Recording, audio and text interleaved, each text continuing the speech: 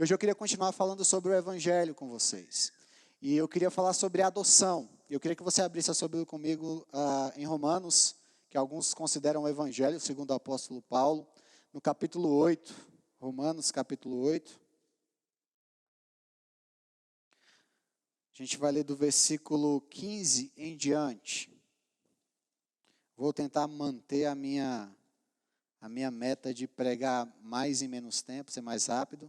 Meu pastor me ensinou que se você pregar rápido em outras igrejas, você é convidado de novo. Então, o pessoal gosta. Então, a minha expectativa é pregar rápido aqui para você voltar domingo que vem. Romanos 8, do versículo 15 em diante, diz assim: porque vocês não receberam um espírito de escravidão para viverem outra vez atemorizados, mas receberam o espírito de adoção por meio do qual clamamos Abba, Pai. O próprio Espírito confirma ao nosso espírito que somos filhos de Deus. E se somos filhos, somos também herdeiros, herdeiros de Deus e co-herdeiros com Cristo. Se com Ele sofremos, para que também com Ele estejamos glorificados. Vamos orar. Pai, obrigado pela Tua palavra, Senhor. A Tua palavra é viva, a Tua palavra é eficaz. Nós te pedimos que a Tua palavra, por intermédio da ação do Teu Santo Espírito, possa desoprimir o nosso coração e nos levar para mais perto do Senhor. Que o Senhor nos ajude a compreender o Teu Evangelho e a aplicarmos o Teu Evangelho nas nossas vidas, em nome de Jesus. Amém. A gente pode afirmar categoricamente que o Evangelho também é adoção. Adoção para a gente no Ocidente, ainda mais aqui no nosso contexto, é uma coisa meio difícil de lidar. Até porque geralmente quando a gente quer ofender um irmão, a gente fala que ele é adotado. Ou seja, ele é um filho de segunda categoria. E quando o apóstolo Paulo escreve isso, a carta à igreja de Roma, e também em Efésios, capítulo 1 e 2, ele trabalha esse termo da adoção, ele tinha algo em mente. Se a gente entender o que ele queria dizer, isso facilita a maneira como nós entendemos por que ele está dizendo que nós somos adotados. Na Roma Antiga, a adoção funcionava da seguinte forma: nós tínhamos o pater de família, que era o pai de família, o chefe de família. Quando a sua mulher tinha um filho, a criança era colocada pela parteira no chão, e o pai tinha um determinado tempo de horas ali, não me lembro exatamente, são 48 horas, não sei, ele tinha um determinado tempo para ir na criança e erguer a criança do chão. Se ele levantasse a criança do chão, ele estava dizendo: olha, eu aceito essa criança como minha filha e ela poderá me representar. Se o pai não erguesse a criança do chão, ela era notavelmente jogada nos lixões da época, ou jogada na porta de casa, se alguém quisesse pegava, se alguém não quisesse ficava lá e algum animal matava, cachorro comia, enfim. As coisas não eram muito agradáveis naquela época. Então, dentro daquele contexto, relações consanguíneas não contavam muito. Então, eu poderia ser pai, por exemplo, eu tenho um Luca aqui, o Luca é meu filho, o Luca poderia ter nascido e eu consultasse algum xamã, algum oráculo, e ele me falasse: não, ele não vai te representar bem diante da sociedade. Eu simplesmente deixava ele no chão e joga essa criança fora, joga essa criança no lixão, arruma alguma coisa para fazer com essa criança, porque eu não aceito essa criança. Infelizmente, isso era muito comum quando nascia mulheres. Geralmente, as meninas eram com mais facilidade jogadas fora pelos seus pais. Então, relações consanguíneas, no período em que Paulo escreve esse texto, não contava tanto quanto conta para a gente hoje.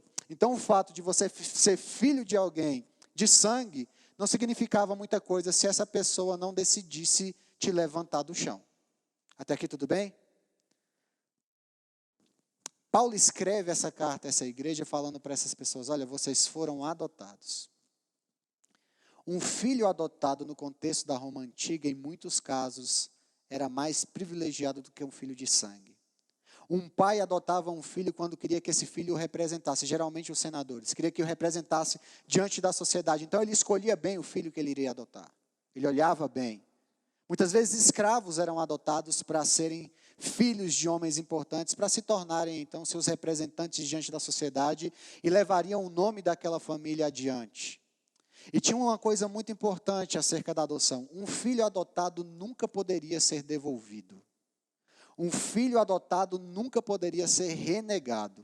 Essa era uma das regras da adoção no contexto de Roma. Paulo escreve uma carta à igreja de Roma, onde muitos dos membros dessa igreja de Roma foram abandonados pelos pais, foram deixados no chão e foram jogados fora. Existia esse tipo de gente na igreja que Paulo está escrevendo. Assim como na igreja de Éfeso, quando Paulo também fala sobre adoção, existia muita gente que havia sido abandonada. Crianças que foram colocadas no chão e as suas mães com expectativa que os pais levantassem essas crianças, que era uma espécie de compromisso público de que ele estava recebendo essa criança, muitas crianças foram abandonadas. Aliás, era assim que muitos cristãos eram descobertos no tempo da perseguição. De repente, eles viam uma família muito grande, tinha um menino loiro, um moreno, um ruivo, e como que vocês têm essa capacidade de produção de filhos com tanta variedade assim? Então, as pessoas, ao olharem para aquelas famílias, elas chegavam à conclusão de que eram famílias de cristãos. Porque, geralmente, quem pegava essas crianças do lixão eram as famílias, na época não se chamavam de cristãos, mas se chamavam aqueles do caminho. Eram essas famílias que pegavam essas crianças para cuidar e para criar. Bom, agora eu queria que você fosse comigo lá esse contexto. Suponha que você foi abandonado no chão. Seu pai não te aceitou. Mas você sabe que um filho adotado nunca pode ser renegado. Um filho adotado nunca pode ser deixado de lado ou rejeitado. Aí o apóstolo Paulo está escrevendo assim: o Pai, o Deus Todo-Poderoso, adotou vocês. Ele está dizendo assim, olha, o Pai, o Deus Todo-Poderoso, levantou, tirou você do chão, quando ninguém queria te tirar de lá. E a boa notícia é que esse Pai nunca vai te abandonar. Esse Pai não vai te rejeitar, você foi adotado por Ele. Esse Pai nunca vai dar as costas para você, esse Pai nunca vai te devolver. Era isso que o apóstolo Paulo estava falando para aquela igreja. É disso que se trata. O Evangelho de Jesus Cristo é a boa nova de que nós fomos convidados a participar da família de Deus. Sim, Deus é comunidade, Pai, Filho e Espírito Santo. E quando nós somos adotados pelo Pai, nós entramos na categoria de filhos e podemos desfrutar da comunhão da Santíssima Trindade. Ou seja, nós podemos desfrutar do ápice do prazer de uma comunhão, tendo comunhão com Deus Trino. Ser salvo, em outras palavras, é fazer parte da família de Deus. Isso muda tudo, gente. Absolutamente tudo. Porque isso nos dá uma identidade. Isso muda a nossa história, a nossa perspectiva. Isso muda o valor da nossa vida. Nós vivemos crises de identidade, é verdade. Isso é algo comum, ou um mal comum na nossa sociedade. No mundo onde nós vivemos, existe falta de sentido, sim. É o que alguns pesquisadores chamam de mundo etéreo, falta sentido, falta significado, em comparação com o mundo que Deus nos revela e nos propõe, que é um mundo denso, onde há verdade, onde há vida, onde há sentido, onde há propósito. Quando o Pai nos adota, Ele nos dá uma identidade e um propósito. Você se torna filho de Deus. Mas pastor, o que significa ser filho de Deus? O que significa ser filha de Deus? Aí eu queria que você lembrasse comigo a parábola do filho pródigo. Quem lembra? Lucas 15. Lucas 15 começa falando que o filho decide viver, o filho mais novo decide viver governar a sua própria vida. Ele decide viver como ele bem entende. Ele acredita que ele tem condições de governar a vida dele. A gente faz isso. A gente acha que tem condições de dar conta da nossa existência e da nossa vida. Ele diz: Pai, me dá a sua herança e a minha parte da herança, porque eu vou embora. Esse filho chega no fundo do poço. E eu costumo dizer, disse semana passada e repito, o fundo do poço para muita gente é graça.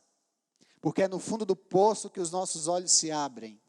É no fundo do poço que a gente percebe que não tem mais nenhuma alternativa e nenhuma possibilidade. É no fundo do poço, geralmente, que a graça do Senhor se manifesta na nossa vida e nós caímos em si.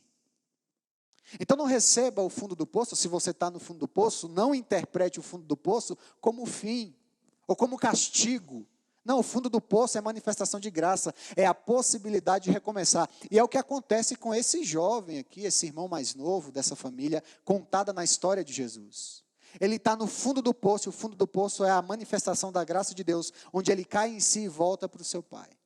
Quando ele volta para o seu pai, a Bíblia diz que o pai nem espera ele chegar, o pai vai ao encontro dele. E por que o pai vai ao encontro dele?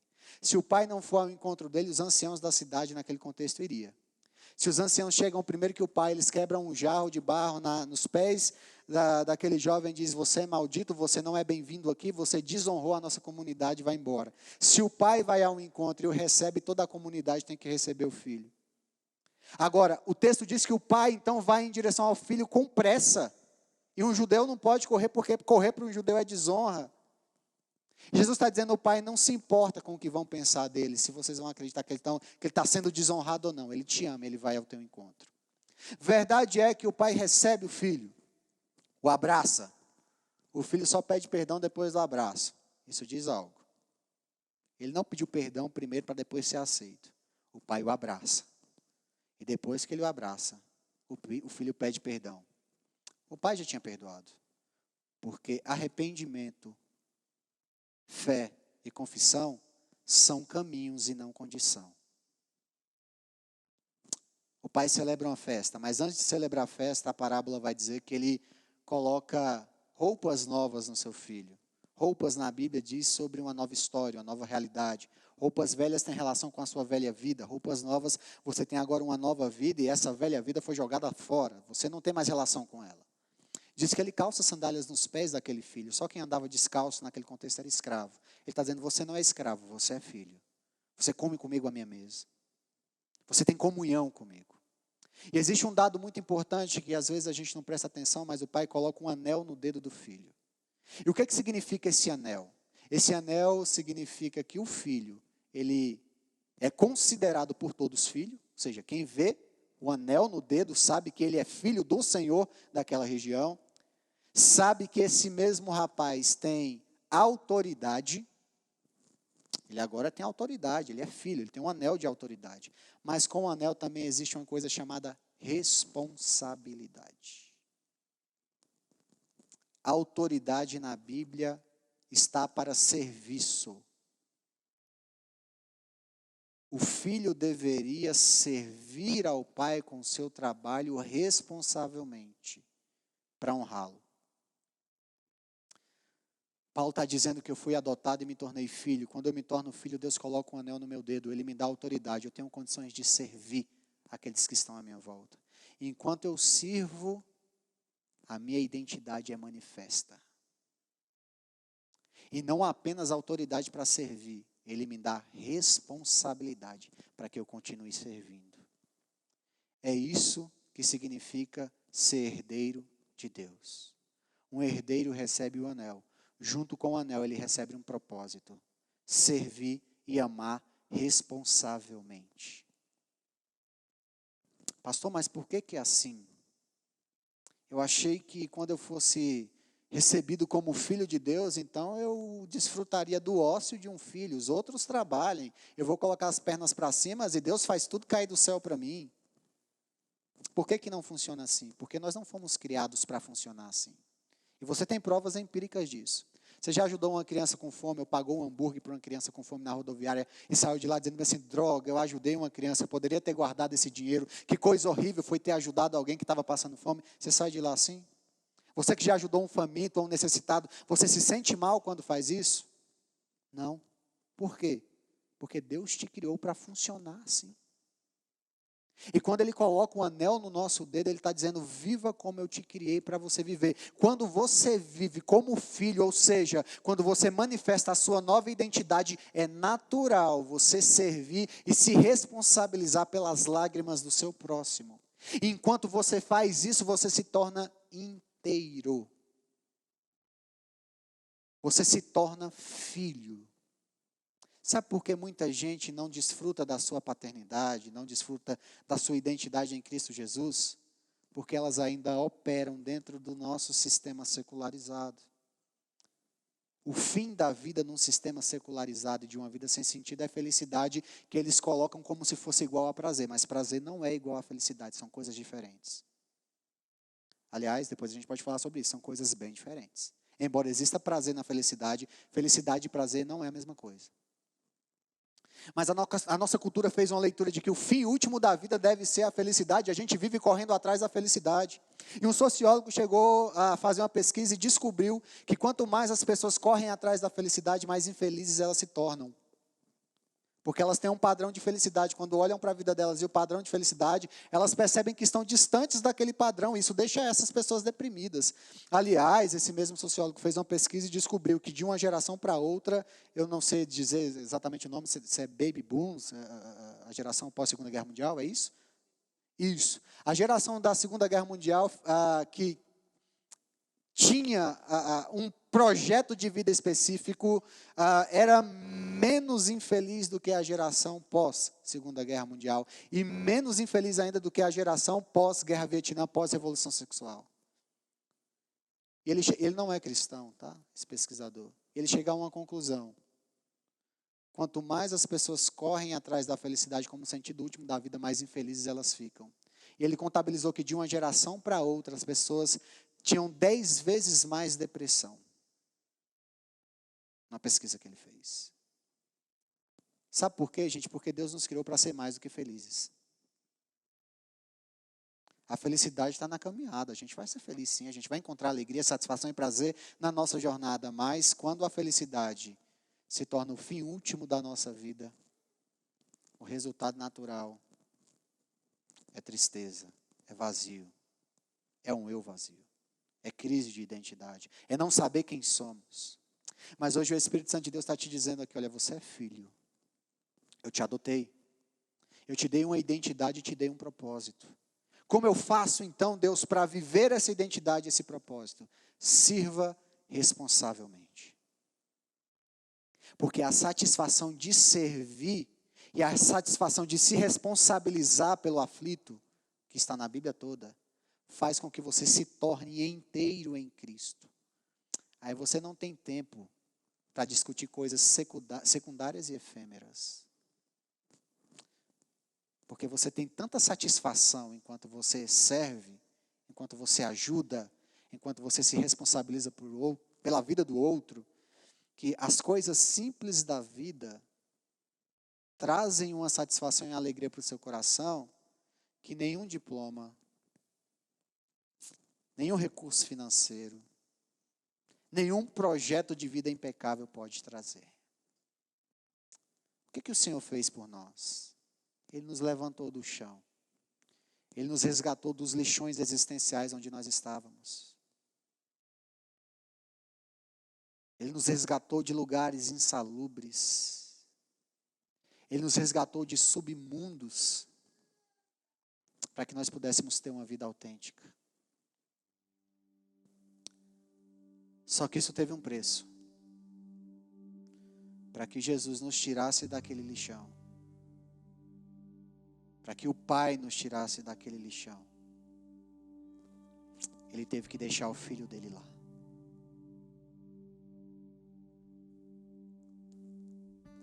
O filho dele vai à cruz. O filho dele clama em alta voz no Monte Caveira: Pai, por que me desamparaste? Para que eu e você fôssemos amparados por Ele. Não foi sem custo que o Pai nos adotou, mas Ele nos adotou. E hoje nós não precisamos correr atrás de uma identidade, porque ela é dada. A nossa identidade é dada. Não somos nós quem construímos. A nossa identidade é dada. O Senhor nos dá. E nós somos filhos. Deus usa meios para nos forjar, a sociedade, os contextos onde nós estamos, sim. Mas nós não temos condições de construir a nossa própria identidade. Toda tentativa até hoje, até onde eu saiba, fracassou. Porque assim como a vida, a nossa identidade é dada. Aqui ninguém pediu para nascer. Aliás, num dado momento da minha vida, eu me perguntava, por que Deus me fez nascer? Por que Ele não acabou comigo quando eu nasci? Eu quase morri tantas vezes quando eu era bebê, por que Ele não acabou com a minha vida ali?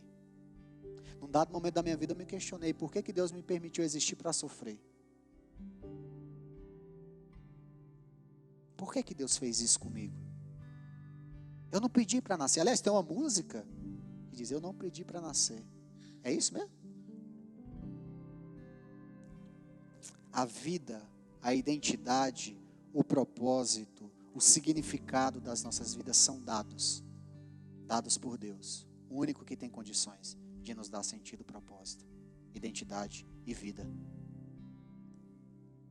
Você é adotado pelo Pai. Isso significa que você não é um filho de segunda categoria em hipótese nenhuma. Ninguém que ouviu isso aqui do apóstolo Paulo achava que era filho de segunda categoria. Você pode até zoar o seu irmão, falando, você é adotado, para falar que ele é um filho de segunda categoria. Mas na Bíblia, um filho adotado é um filho que é chamado para ser herdeiro, representante legal do Pai, aonde quer que ele vá. Adoção é evangelho. Nós temos um padrão e um modelo de filho, que é Jesus Cristo. E o Espírito Santo de Deus nos ajuda a nos tornarmos a cada dia mais parecido com Jesus. Entenda isso. Leia a Bíblia, leia os evangelhos olhando para Jesus. Porque tem muita coisa que se fala sobre Jesus que não corresponde a quem Ele é e ao que Ele fez. Ele é o nosso modelo de vida redimida. Ele é o padrão de identidade para mim e para você. Pode parecer absurdo isso que eu vou falar para você agora, mas Deus trata com você e comigo como Ele trata com Jesus. Porque nós somos filhos. Nós somos filhos. O Evangelho de Jesus nos dá uma identidade. E nós somos filhos de Deus. Como tal, nós experimentaremos a identidade de filhos o dia que servirmos responsavelmente. Não vai te faltar a oportunidade hoje para você colocar isso em prática. Orar por alguém, chorar com alguém, rir com alguém, alimentar o faminto, dar um abraço em quem precisa, desde que seja com toda a segurança, o álcool em gel, ou se for um parente próximo. Nós temos todos os dias oportunidades de manifestar a nossa identidade de filhos de Deus. E eu termino aqui, afirmando com toda certeza que Deus te chama para ser filho. E quando você assumir a sua identidade de filho, toda a sua história será mudada, restaurada, transformada, renovada. Toda a sua vida pode ser reinterpretada. Agora, não fique só com o que eu digo. Você tem acesso à Bíblia. Você pode ler e ver Jesus aqui. Você pode ver o que Ele fez, o que Ele falou, como Ele agiu. Você pode descobrir o que é ser filho olhando para Jesus, o Filho. E existem marcas da criação de Deus em nós. E eu caminho para o final agora de verdade. Quando o pastor fala que está terminando, é que nem o avião quando avisa que a gente está se preparando para o pouso, né? Você bota o cinto, faz tudo e vai demorar uns 20, 30 minutos ainda para ele pousar. Mas eu me lembrei de algo que eu queria compartilhar com vocês. Para vocês verem como eu sei que alguém criou uma determinada obra. Existe uma marca daquela pessoa na obra que ela cria, certo? Sim? Então, se eu olho para um quadro do Picasso, eu sei que foi o Picasso, porque ele tem uma característica própria ao pintar um quadro. Se eu olho para os quadros de Van Gogh, eu vou olhar para Van Gogh e ver que ele tem uma maneira, uma visão de mundo que ele vai imprimir naquela obra de arte que ele pintou.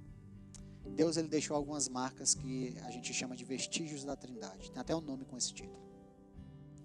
E uma delas é o que ele chama de pericorese, ou coabitação mútua. Isso significa que nós somos habitados por Deus e Deus imprime essa característica nas nossas relações interpessoais. Ou seja, lembra quando Jesus diz bem assim, eu e o Pai somos um?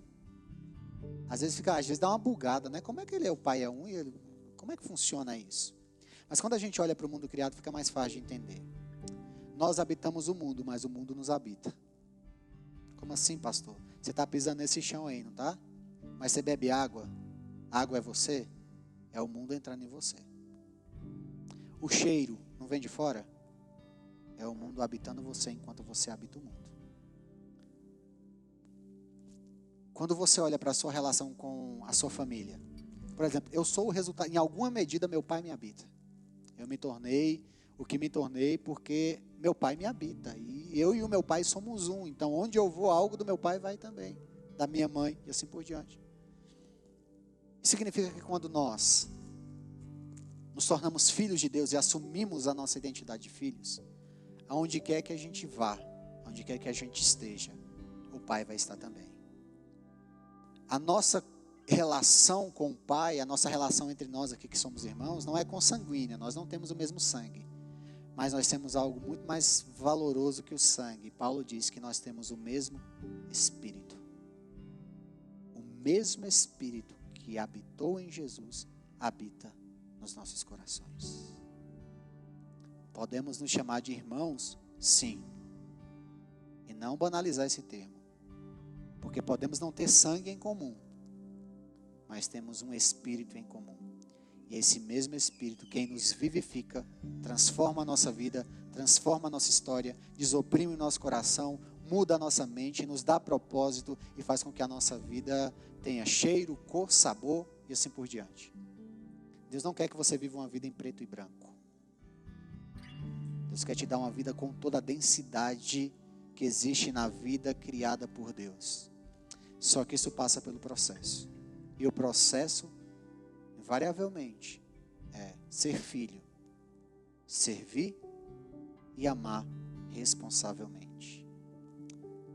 E eu creio que eu estou falando vou falar isso aqui, por uma multidão de filhos. Vocês são filhos e filhas de Deus. Não são menores e nem maiores do que eu e nem ninguém.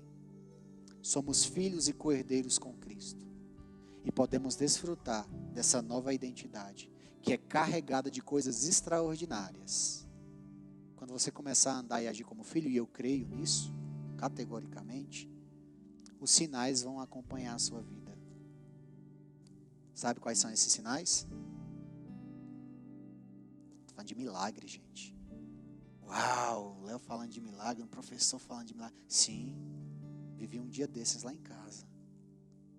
Eu creio no Deus que faz milagres. E o maior milagre que Deus pode fazer na tua e na minha vida é nos fazer nascer de novo como filhos. É mudar a nossa história. É enterrar o nosso passado. E nos dar a possibilidade de viver de novo. Uma vida com sentido, significado. Uma vida com uma identidade firmada. Uma identidade que não é vulnerável. Uma identidade que não é mudada de acordo com o confronto que a vida nos dá. Na alegria, na angústia, na dor, no sofrimento, eu continuo sendo filho. Nos momentos de satisfação, eu continuo sendo filho. Enquanto choro, eu continuo sendo filho. Enquanto estou sorrindo, eu continuo sendo filho. Com o destino que é a Nova Jerusalém, a casa do nosso Pai. Fique em pé no seu lugar, vamos orar.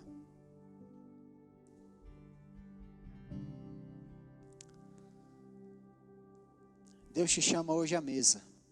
Não sei como você chegou aqui. Mas antes de resolver os seus problemas, Ele quer ter comunhão com você. Já prestou atenção na oração do Pai Nosso?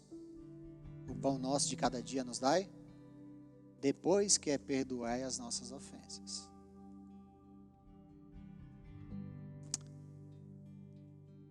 Eu tenho certeza que Deus me trouxe aqui para que você não apenas saiba que é filho, ou acredite que é filho, mas que você desfrute da vida do filho.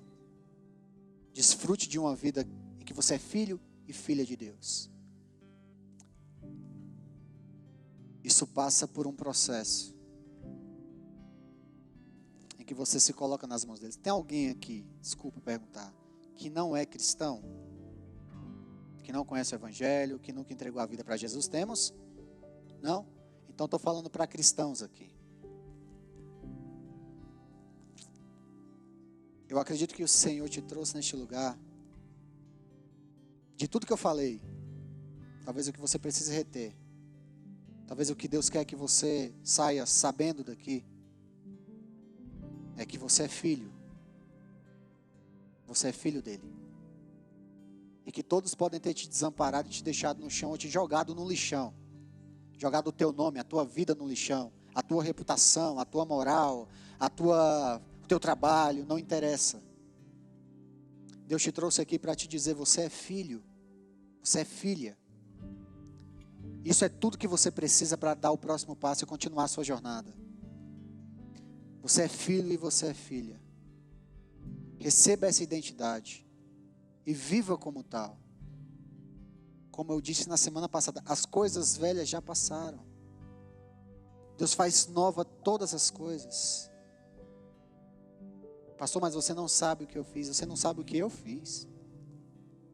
Você não sabe de onde Deus me tirou.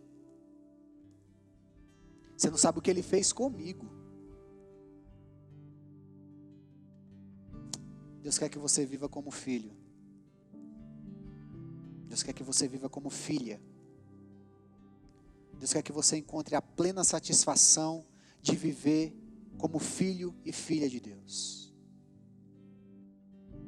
Você foi adotado por Ele. Você foi amado por Ele. Você foi resgatado por Ele. Ele te deu um nome, Ele te deu uma nova história, Ele te deu um propósito, Ele te deu uma jornada e Ele te deu um destino. Receba a identidade de filho hoje. E passe a viver como filho, não como conhecido, não como escravo, mas como filho e filha de Deus.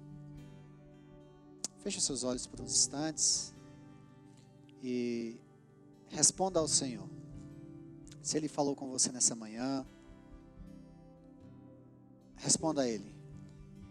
Talvez você esteja se questionando por que a vida está assim. Talvez você se questione, se dizendo, eu não sou digno de ser chamado teu filho como aquele rapaz.